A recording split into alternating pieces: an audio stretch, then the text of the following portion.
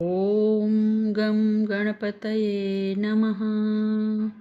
ॐ ऐं સરસ્વત્યે નમઃ. આગળ આપણે જોયું કે ભગવાન અનંત અને અસીમ છે, તેથી તેને દેવો અને દાનવો પણ જાણી શકતા નથી. તો પછી મનુષ્યનું તો શું ગજું? પરંતુ જ્યારે ભગવાનમાં અનન્ય ભક્તિ દ્રઢ થાય છે, ત્યારે તેની કૃપાથી તેને જાણી શકાય છે. ભગવાનની વિભૂતિઓનું જ્ઞાન ભગવાનમાં દ્રઢ ભક્તિ કરાવવાવાળું છે. તેથી જ 16, 17 અને 18 આ 3 શ્લોકો દ્વારા અર્જુન ભગવાનની વિભૂતિઓનું વિસ્તારથી વર્ણન કરવા માટે પ્રાર્થના કરતા કહે છે, વક્તુમર્હસ્ય શેષેણ દિવ્યા હ્યાત્મવિભૂતય યાભિર્વિભૂતિર્ભીલોકા નિમાંસ્ત્વં વ્યાપ્ય તિષ્ઠસી. જે વિભૂતિઓ દ્વારા આપ સકળ લોકોને વ્યાપીને રહેલા છો, તે તમારી દિવ્ય વિભૂતિઓને સંપૂર્ણપણે કહેવા માટે આપ જ સમર્થ છો. ભગવાને આગળ 7મા શ્લોકમાં એ વાત કરી હતી કે જે મનુષ્ય મારી વિભૂતિઓ અને યોગને તત્વથી જાણે છે, તેને મારામાં અચળ ભક્તિ થાય છે. તેથી અર્જુન પોતાનું કલ્યાણ કરવાની કામનાથી અહીં ભગવાનને કહે છે કે જે વિભૂતિઓ વડે આપ સઘળા લોકને વ્યાપ્ત કરીને સ્થિત છો, એ અલૌકિક વિલક્ષણ વિભૂતિઓનું વિસ્તારપૂર્વક વર્ણન કરો. કારણ કે આ વિભૂતિઓનું વર્ણન આપના સિવાય બીજું કોઈ કહેવામાં સમર્થ નથી.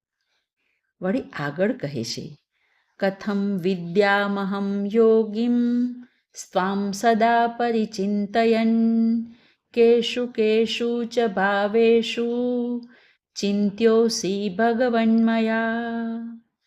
હે યોગેશ્વર, નિરંતર સાંગોપાંગ ચિંતન કરતો રહીને હું આપને કઈ રીતે જાણી શકું? હે ભગવાન, તમારા કયા કયા સ્વરૂપોનું મારે ચિંતન કરવું?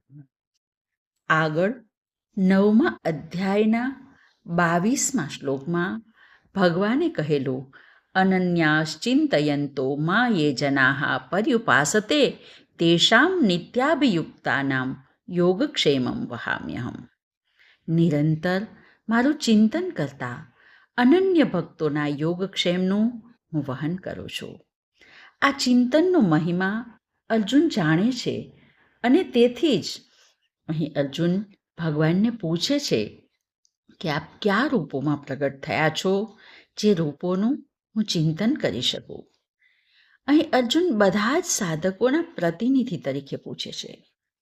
વળી અર્જુન કૃષ્ણને તો જાણે છે, પણ ભગવાન કૃષ્ણને અને તેના સમગ્ર સ્વરૂપને જાણવા માટે આ જિજ્ઞાસા કરે છે, અને તેથી જ આગળ કહે છે, વિસ્તરેણાત્મનો યોગમ વિભૂતિમ ચ જનાર્દન ભૂયઃ કથય તૃપ્તિર હિ શૃણ્વતો નાસ્તિ મે મૃતમ. તમારી યોગ શક્તિ અને વિભૂતિ વિશે હે જનાર્દન મને ફરી વખત વિગતવાર કહો, કારણ કે તમારી જીવનદાયી અમૃત જેવી વાણી સાંભળતા મને તૃપ્તિ થતી નથી.